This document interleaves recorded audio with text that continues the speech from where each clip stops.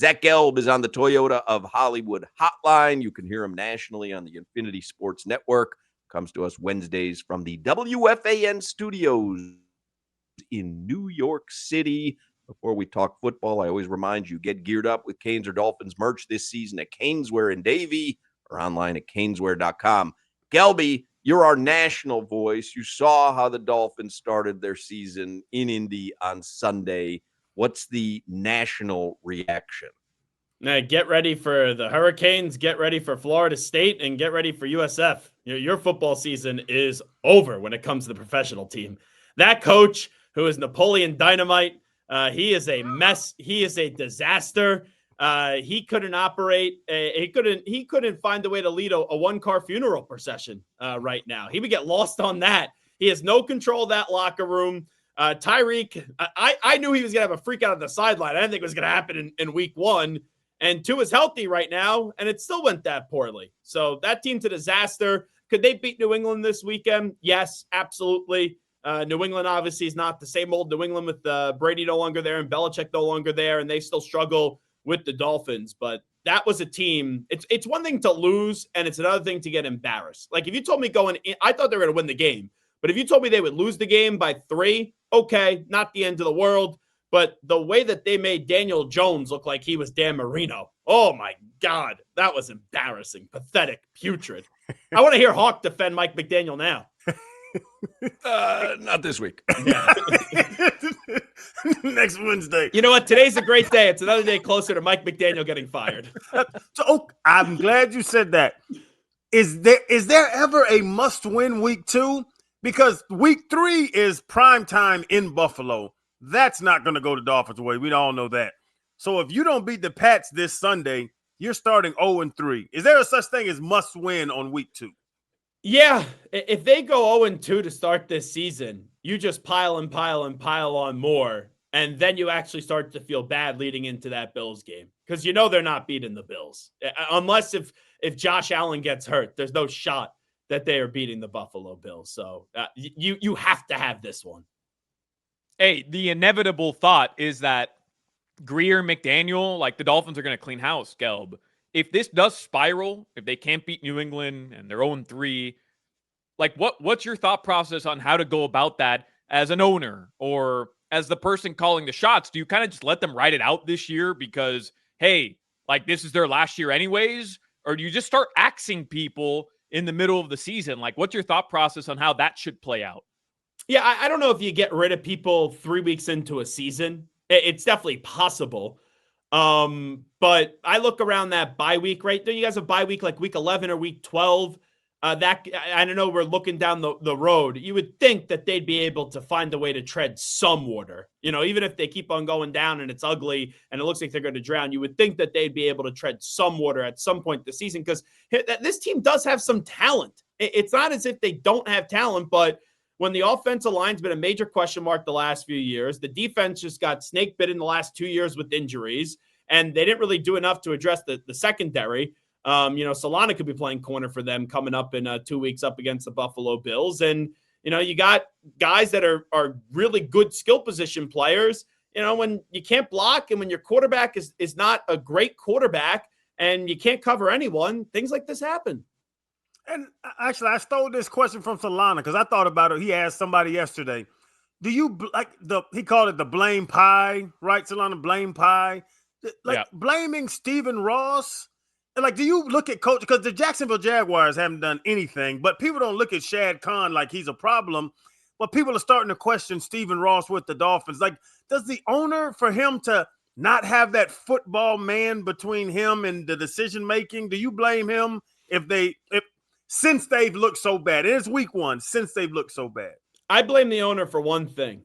And the one thing I blame him for, and I think this is inexcusable, why does Chris Grier get the longest leash possible? Like, I make the joke, what pictures does Chris Grier have of Stephen Ross? What incriminating emails does Chris Grier have of Stephen Ross? Because it makes no damn sense why Chris Grier has been able to run this team for as long as he's been able to do with the lack of success that he's been able to have. Yeah, but that, to me, it's interesting because I think Chris Grier, we've picked it apart. He's made a lot of good decisions roster-wise, they're not horrible. You said it yourself. And so I wonder, are we doing, and people do it all the time, overreaction after one game. Are we taking one game?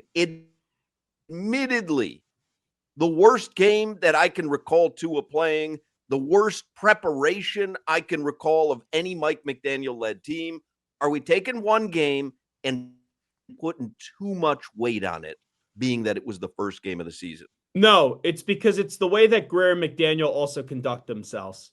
Like Grier was basically laughing at the reporters a year ago about things that he didn't address. Or I think it was the line, right? Where he goes, "Oh, you guys are more concerned about that than I am," and it ended up hurting that football team a year ago. And I don't know if I should be Mike McDaniel's PR person. And this is what I would tell him: shut up. Like, you have the podium. We played an answer yesterday. I had my producer walk laps around the studio to see how many laps he could do until that guy stopped giving an answer. You do not need to sit there and give a 2.5-minute answer and tell you that it can't get worse. Because here's the reality. It can get worse. You were playing the Colts. It's not as if you were playing this great team. What happens when you actually do play a great team? Have you seen something? Because Hawk, I think, is presenting a case of, hey, he's built a pretty good roster. You're just not seeing the results. But Gelb, like, body of work, remove it. Chris Grier, remove the Dolphins. Is what the exercise I always do with these guys. Like, if I told you there was a general manager who's had 2 opportunities to hand select his coach, went through a full rebuild, had a draft with 3 first-round selections, got the quarterback that he tanked to go after, and ultimately, in the second era with a different head coach, still hasn't been able to produce results. I think that's why week 1 against the Colts was as important as it was. What should expectations be at this point? And we all set them at a playoff win, but I don't know anymore if that's even reasonable. No, if this team has a playoff win this year, I would be shocked. Like, I don't see how. I don't want to say I don't see how they don't make the playoffs, right? Teams have bad week 1s and they rebound, but there's just not enough depth on this team. Like, they have a Ferrari, right? And you see this Ferrari from four blocks away. And you're like, oh, that's a nice car in the driveway, right? You got Tua, you got Jalen Waddle, you got Devon Achane, you got Tyreek Hill. And then you get closer and closer to that Ferrari, and you go, oh, it's missing a front tire. The windshield has a crack in it. Oh, you turn on the car, the check engine light is on. The entirety of this roster has flaws. I always said it from the start. I thought they were trying to build the 49ers light. Like, that's what I always said. It was just like the Walmart version of the 49ers. But for Grier to be there as long as he's been and not to have a playoff win, how does this guy still have a job? And Gelby, the only team that scored less points than the Dolphins week 1 was your beloved Giants. I'm a Patriot fan. We don't buy that. When is Jackson Dart gonna start? Because that's gonna be Dayball's out. Is that okay? I'm throwing the young guy in. He's gonna save me for a couple weeks soon.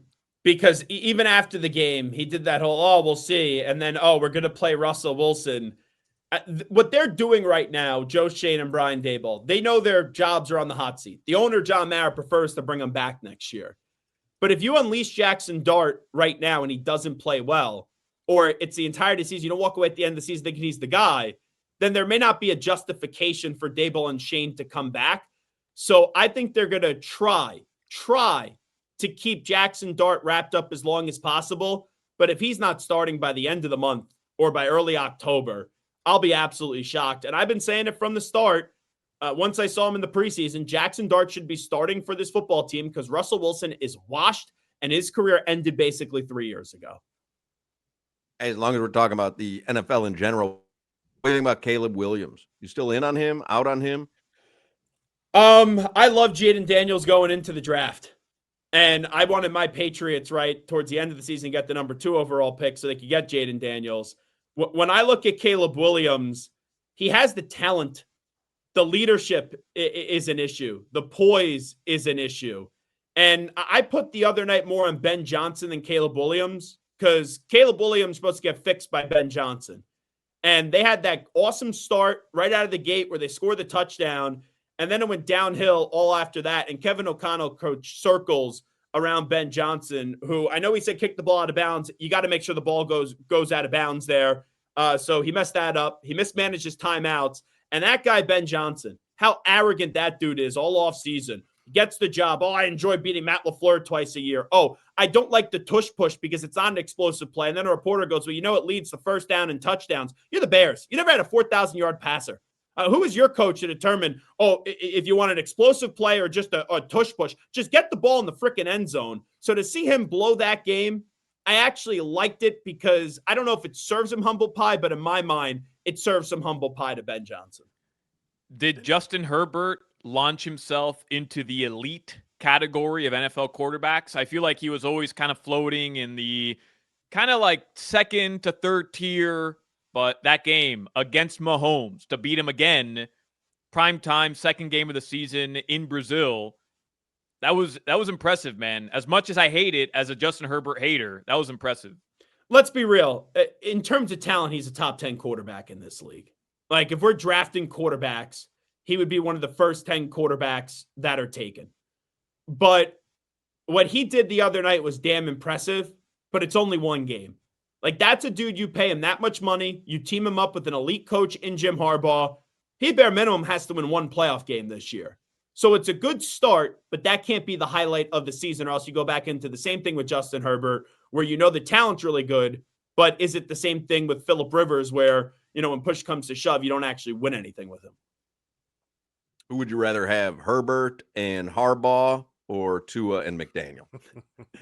I was wondering how you were going to troll me here. All right, Zach Gelb, you can hear him on the Infinity Sports Network nationally. You know what? I'd actually rather have Occasionally, our own McDaniel and Zach Crowder. Wilson. McDaniel and Zach Wilson. How about that? Jackson Dart and Brian Daboll was always going to be his answer. Occasionally, Channing Crowder will be on Zach Gelb's show. How was he received this week? We know Crowder was a guest of yours this week. How was he received nationally?